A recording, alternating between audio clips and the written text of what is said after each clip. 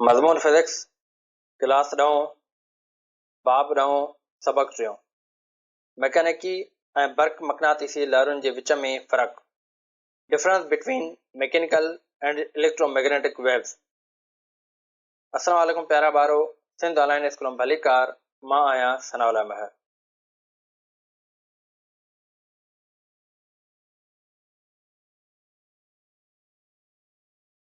अॼु जे लेक्चर में जेको असां अॼु टॉपिक कवर कंदासीं उहो आहे मैकेनिकी ऐं बर्क़ मक़नातीसी लहरुनि जे विच में फ़र्क़ु, यानी difference between mechanical and electromagnetic waves.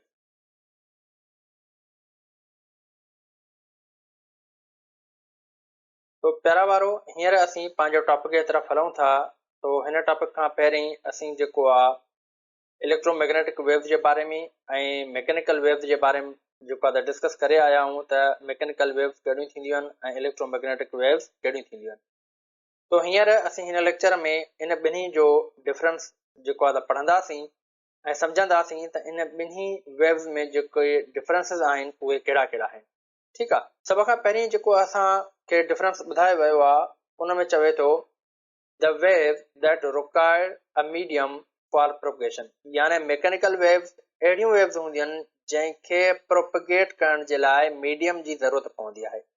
ठीकु आहे। यानी हिकु जॻह खां ॿी जॻह ते ट्रेवल करण जे लाइ, ट्रांसफर करण जे लाइ उनखे कंहिं न कंहिं ज़रिए जी ज़रूरत पवंदी आहे, कंहिं न कंहिं मीडियम जी ज़रूरत पवंदी आहे। अगरि इन जे बरक्स असां इलेक्ट्रोमैग्नेटिक वेव जे बारे में ॾिसूं त उन लाइ चवे थो the wave that do not require a medium for propagation. हाणे चवे थो त इलेक्ट्रोमैग्नेटिक वेव्स जेके आहिनि उन्हनि खे मीडियम रिक्वायर्ड न हूंदो आहे प्रोपगेशन जे लाइ। यानी हिकु जॻह तां ॿी जॻह ते ट्रेवल करण जे लाइ उनखे कंहिं बि एक्सटर्नल सोर्स जी ज़रूरत न पवंदी आहे, कंहिं बि ज़रिए जी ज़रूरत न पवंदी आहे। हू विदाउट कंहिं मीडियम, विदाउट कंहिं सोर्स जे जेको आहे हिकु जॻह तां ॿी जॻह ते ट्रेवल करे सघनि थियूं। उन खां पोइ सेकंड पॉइंट ते था हलूं।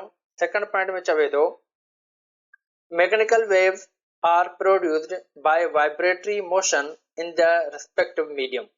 चवे थो त जेके मैकेनिकल वेव्स हूंदियूं आहिनि उहे प्रोड्यूस तॾहिं थींदियूं आहिनि जॾहिं कंहिं मीडियम में वाइब्रेटरी मोशन पैदा थिए। जॾहिं कोई बि मीडियम वाइब्रेट कंदो, ठीकु आहे, उन में लर्ज़िश पैदा थींदी। उन लर्ज़िश वारे मोशन जे करे, उन लर्ज़िशी हरकत जे करे उन मीडियम में मैकेनिकल वेव पैदा थी सघे थी। अदरवाइज़ जेको आहे त जेकॾहिं वाइब्रेटरी मोशन उन मीडियम में न आहे त असांजी मैकेनिकल वेव जेके आहिनि उहे पैदा नथियूं थी सघनि। ठीकु, हिनखे असां हिन एग्ज़ाम्पल सां सम्झी सघूं था त जीअं असां रसीअ जो एग्ज़ाम्पल अॻु बि पढ़ी आया आहियूं त छा था कयूं, असां हिन पॉइंट सां रसीअ खे असां हथ सां हेठि मथे था कयूं। ठीकु आहे। यानी हिते असां छा था कयूं, हिते असां वाइब्रेट था कयूं। हाणे वाइब्रेशन छा हूंदी आहे, कोई बि ऑब्जेक्ट हिकु पॉइंट खां अॻिते पोइते या हेठि मथे थिए। हाणे तव्हां हिन हथ खे ॾिसंदव त हथु जेको आहे हिन हिकु पॉइंट खां जेको आहे हेठि ऐं मथे थिए थो। ठीकु आहे। पंहिंजी हीअ जॻह छॾे नथो वञे। तो उन खां पोइ छा थो थिए त हिते असांजी हीअ एनर्जी जेका आहे ट्रेवल करे थी कंहिंजे थ्रू, हिन मीडियम जे थ्रू। ठीकु आहे। त हाणे जेकॾहिं हथु ई असांजो वाइब्रेट न करे, हीअ पॉइंट रसीअ जी वाइब्रेट न करे त छा ही लहर असांजी ठही सघे थी? न ठही सघंदी। छा जे करे ठहे थी? जॾहिं असां हिन पॉइंट तां वाइब्रेट करायूं था हिन मीडियम खे, तॾहिं जेको आहे त उहा लहर असांजी ठही पवे थी। ठीकु आहे। इन जो मिसाल असां हिकिड़ो ॿियो बि खणी सघूं था। मिसाल तौर ते ही स्प्रिंग आहे। हाणे इन स्प्रिंग खे असां हिन पॉइंट तां छा था कयूं, अॻिते पोइते था कयूं। यानी हिते बि असां हिन पॉइंट ते स्प्रिंग खे छा था करायूं, वाइब्रेट था करायूं। ठीकु आहे। जॾहिं वाइब्रेट था करायूं त उहा वाइब्रेशन वारी जेका एनर्जी आहे उहा ट्रेवल थी वञे हिन पॉइंट खां हिन पॉइंट ताईं। ठीकु आहे। तो अहिड़े नमूने सां तॾहिं हिते चवे थो त जेके असां जूं मैकेनिकल वेव्स आहिनि उहे कंहिंजे करे पैदा थियूं थियनि, वाइब्रेटरी मोशन जे करे कंहिं मीडियम में। ठीकु आहे। तो अहिड़े नमूने सां हाणे इन्हनि जा असां मिसाल खणूं त कहिड़ा कहिड़ा मिसाल थी सघनि था। उन में असांजी साउंड वेव्स अची वञनि थियूं, असां जूं वाटर वेव्स अची वञनि थियूं, उन खां पोइ असां जूं जेके आहिनि त सेस्मिक वेव्स अची वञनि थियूं। ठीकु आहे। हाणे हिन ॿिन्ही वेव्स जी तव्हांखे ख़बर आहे त साउंड वेव छा थींदी आहे ऐं वाटर वेव छा थींदी आहे। ठीकु आहे। उन खां पोइ हीअ जेका वेव आहे, इन सेस्मिक वेव जेका आहे उहा असां कहिड़ी चवंदा आहियूं वेव? उहा वेव हूंदी आहे असांजी ज़िलज़िले वारी लहर। ठीकु आहे। यानी जेके असां अर्थक्वेक वेव चऊं। ठीकु आहे। त इहे जेके वेव्स हूंदियूं आहिनि बेसिकली इहे वेव बि असांजूं जेके आहिनि उहे मैकेनिकल वेव जेको आहे आहिनि। ठीकु आहे। हाणे जेकॾहिं असांजी अर्थक्वेक अचे थी यानी जेको ज़िलज़िलो अचे थो, ठीकु आहे। हाणे ज़िलज़िले में छा आहे त ज़मीन हिक ॿिए सां ॻंढियल आहे। हाणे कंहिं बि पॉइंट तां जेकॾहिं ज़मीन में वाइब्रेशन पैदा थिए थी त उहा वाइब्रेशन उन ज़मीन जे पार्टिकल जे थ्रू हिक पॉइंट खां ॿी पॉइंट ताईं ट्रेवल करे वञे थी। ठीकु आहे। त अहिड़े नमूने सां तव्हां ॾिसंदव त अक्सर जॾहिं ज़िलज़िलो ईंदो आहे त उन खां बाद में जेके साइंसदान हूंदा आहिनि, ठीकु आहे, उहे छा कंदा आहिनि उन ज़िलज़िले जी शिदत खे मापींदा आहिनि। ठीकु आहे। कंहिं जेको आहे त इंस्ट्रूमेंट जे ज़रिए पोइ उहो ॿुधाईंदो आहे त असांजी जेका शिदत आहे ज़िलज़िले जी उहे 5 आहे या 4 आहे या 7 आहे या 3 आहे। उहा बेसिकली छा हूंदी आहे, उहा हूंदी आहे उन पॉइंट ते वाइब्रेशन ज़मीन जी। हाणे वाइब्रेशन जेका आहे उहा केतिरी वधियल आहे या केतिरी घटि आहे। जेकॾहिं वाइब्रेशन वधीक हूंदी त ज़िलज़िलो वधीक हूंदो, जेकॾहिं वाइब्रेशन घटि हूंदी त ज़िलज़िलो घटि हूंदो। ठीकु आहे। जेकॾहिं वाइब्रेशन वधीक हूंदी त ज़िलज़िले जो जेको फैलाव आहे उहो वधीक हूंदो। अगरि जेकॾहिं वाइब्रेशन घटि हूंदी त ज़िलज़िले जो जेको फैलाव आहे उहो बि घटि हूंदो। ठीकु आहे। त हीअ जेके ज़िलज़िले वारियूं लहरियूं हूंदियूं आहिनि बेसिकली उनखे असां चवंदा आहियूं जेको आहे सिस्मिक वेव। ठीकु आहे। त अहिड़े नमूने सां असां जेकॾहिं हाणे जेको आहे इलेक्ट्रोमैग्नेटिक वेव्स जे तरफ़ हलूं त उन में चवे थो these waves are produced by changing of electric and magnetic field. तो इन खां पहिरें बि मां तव्हांखे सम्झाए आयो प्यारा ॿारो त जेके असांजूं इलेक्ट्रोमैग्नेटिक वेव्स थींदियूं आहिनि उहे बेसिकली छा जे करे ठहंदियूं आहिनि, उहे ठहंदियूं आहिनि असांजी इलेक्ट्रिक ऐं मैग्नेटिक फील्ड जे पाण में कॉपरेशन जे करे। ठीकु आहे। हाणे बेसिकली उन्हनि जी कॉपरेशन ईअं थी थिए त जॾहिं इलेक्ट्रिक फील्ड वाइब्रेट करे थी त उन सां गॾोगॾु मैग्नेटिक फील्ड ठहे थी। अगरि जेकॾहिं मैग्नेटिक फील्ड ठहे थी त उन सां गॾोगॾु वरी जेको आहे इलेक्ट्रिक फील्ड ठही पवे थी। ठीकु आहे। हाणे इन जो मिसाल असां हिन तरीक़े सां खणी सघूं था त मिसाल जे तौर ते हीअ जेका ब्लू लाइन आहे इहा असां खणूं था इलेक्ट्रिक फील्ड। ठीकु आहे। ऐं हीअ जेका असांजी पर्पल लाइन आहे इहा खणूं था असां मैग्नेटिक फील्ड। ठीकु आहे। हाणे इलेक्ट्रिक फील्ड ऐं मैग्नेटिक फील्ड जेके आहिनि उहे ॿई पाण में परपेंडिकुलर आहिनि। अगरि इहे ॿई पाण में वाइब्रेट कंदियूं उन खां बाद में जेका हिते लहर ठहंदी उन जी वरी डायरेक्शन जेका आहे उहा हिन ॿिन्ही फील्ड्स जे परपेंडिकुलर हूंदी। ठीकु आहे। यानी जेकॾहिं असां हिनखे एक्स एक्सिस था खणूं ऐं हिनखे वाई एक्सिस था खणूं त जेका लहर जी डायरेक्शन हूंदी उहा वरी जेको आहे ज़ेड एक्सिस में हूंदी। सो इनखे हिन तरीक़े सां ॾिसी सघूं था त मिसाल तौर ते हिते वाइब्रेशन असांजी थिए थी जेको आहे इलेक्ट्रिक फील्ड ऐं मैग्नेटिक फील्ड जी, ऐं उन खां पोइ जेका लहर जी डायरेक्शन आहे यानी इलेक्ट्रोमैग्नेटिक वेव जी जेका डायरेक्शन आहे उहा वरी इन ॿिन्ही जे परपेंडिकुलर आहे। हाणे इन जा मिसाल असां खणी सघूं था त कहिड़ा कहिड़ा असांखे मिसाल मिलनि था। मिसाल लाइट वेव्स आहिनि, माइक्रोवेव्स आहिनि, अल्ट्रावायलेट वेव्स आहिनि, या उन खां बाद में असांजूं जेके आहिनि उहे इंफ्रारेड वेव्स मौजूदु आहिनि। ठीकु आहे प्यारा ॿारो। उन खां बाद में नेक्स्ट टर्म जे तरफ़ हलूं था। नेक्स्ट टर्म में असांजो मैकेनिकल वेव्स जे बारे में चवे थो these wave consist of both transverse and longitudinal waves. ठीकु आहे। हाणे जेके मैकेनिकल वेव्स आहिनि उहे असांखे फर्दर ॿिनि क्लासिफिकेशन में मिली सघनि थियूं। ठीकु आहे। सो इन में असां जेकॾहिं ट्रांसफर वेव जी ॻाल्हि कयूं त ट्रांसफर वेव असां ऑलरेडी डिस्कस करे आया हुआसीं त ट्रांसफर वेव उहा हूंदी आहे जंहिंमें पार्टिकल जी डायरेक्शन ऐं प्लस में वेव जी डायरेक्शन उहे ॿई पाण में जेका एंगल ठाहिनि उहा 90 डिग्री ठाहिनि। ठीकु आहे। हाणे पार्टिकल जेकॾहिं हीअं अप एंड डाउन मूव थो करे त वेव जी जेका डायरेक्शन आहे उहा हीअं स्ट्रेट लाइन में आहे त इन ॿिन्ही जे विच में जेका एंगल ठहंदी उहा असांजी 90 डिग्री ठहंदी। ठीकु आहे। त इहा हुई असांजी ट्रांसफर वेव। उन खां पोइ जेके असांजूं लॉन्गिट्यूडनल वेव्स हुयूं उहे असांजूं हिन तरीक़े सां हुयूं त पार्टिकल जी डायरेक्शन यानी पार्टिकल जो जेको मोशन आहे उनजी डायरेक्शन ऐं उन खां बाद में वेव जी डायरेक्शन उन ॿिन्ही जे विच में जेका एंगल ठहे थी उहा 0 डिग्री आहे। ठीकु आहे।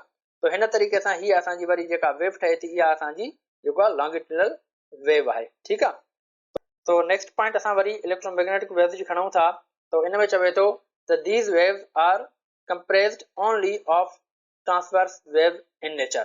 हाणे चए थो जेके इलेक्ट्रोमैग्नेटिक वेव्स हूंदियूं आहिनि उहे सिर्फ़ु ऐं सिर्फ़ु जेको आहे ट्रांसफर वेव ते मुश्तमिल हूंदियूं आहिनि। ठीकु आहे। सिर्फ़ु ट्रांसफर वेव जी नेचर रखंदियूं आहिनि। ईअं न आहे त हिन मैकेनिकल वेव्स वांगुरु उहे जेको आहे त ॿई नेचर रखंदी आहिनि यानी ट्रांसवर्स बि ऐं लॉन्गिट्यूडनल बि। पर इलेक्ट्रोमैग्नेटिक वेव जेका आहे उहा सिर्फ़ु हिकिड़ी नेचर रखंदी आहे। कहिड़ी? Transverse nature. ठीकु आहे।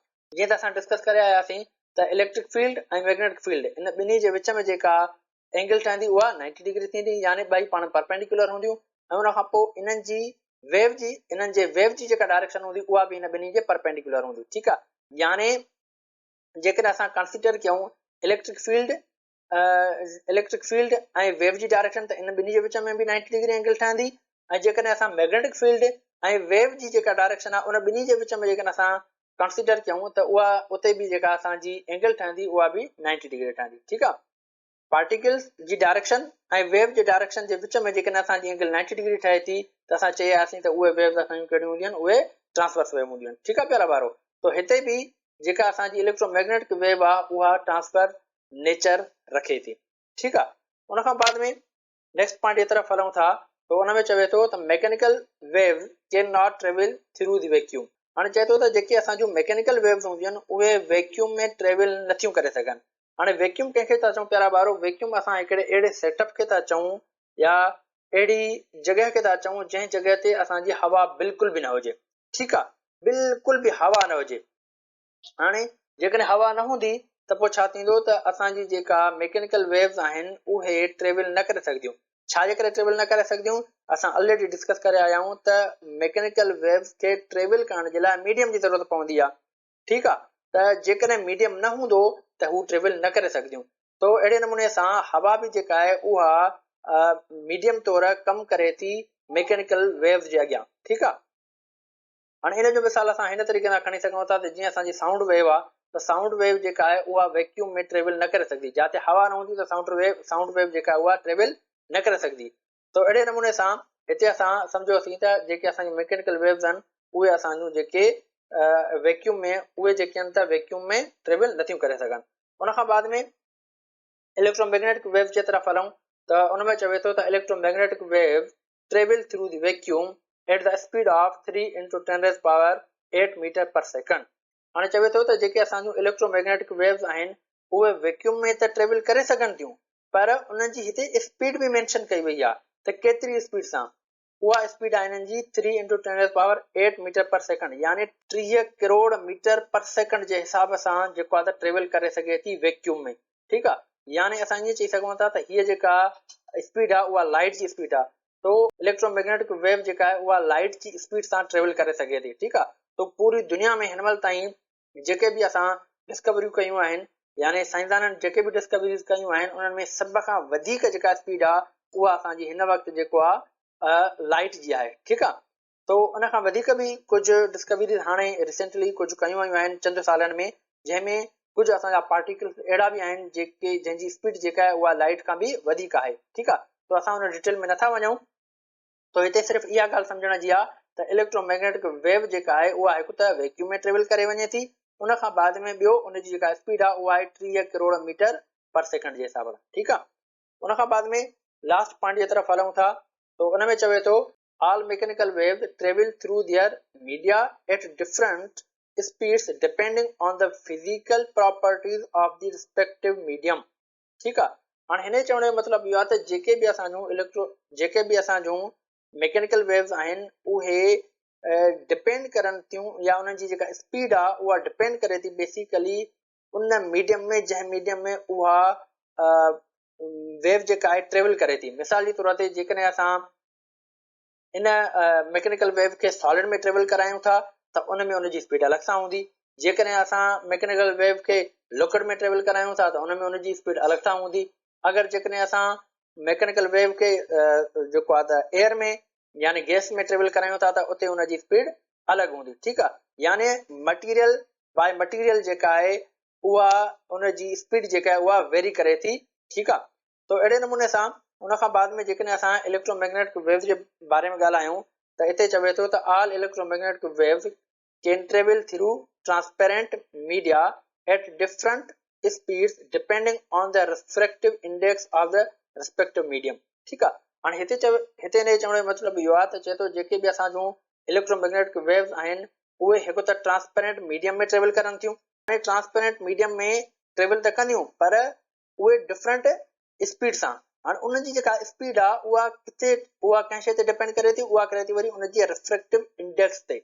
ठीकु आहे, तो हिनखे असां इनशाला अपकमिंग लेक्चर्स में जेको आहे डिस्कस कंदासीं त रिफ्रैक्टिव इंडेक्स जेका आहे उहा कंहिं बि मटीरियल जी छा थींदी आहे या उनजो जेको आहे फंक्शन छा थींदो आहे। ठीकु आहे, तो ईअं खणी मां तव्हांखे सिंपल सम्झाए वञा त प्यारा ॿारो ॾिसो, जेकॾहिं असांजी लाइट आहे उहा जेकॾहिं एयर मां अचे थी, एयर मां अचण खां पोइ जेकॾहिं उहा कंहिं वाटर में जेको आहे त इन थिए थी, त हाणे एयर में जेका हुनजी स्पीड हूंदी उहा वधीक हूंदी, जॾहिं हू वाटर में इन थिए थी जेको आहे त लाइट, उते उनजी जेका स्पीड हूंदी उहा छा थींदी, उहा घटिजी वेंदी। ठीकु आहे।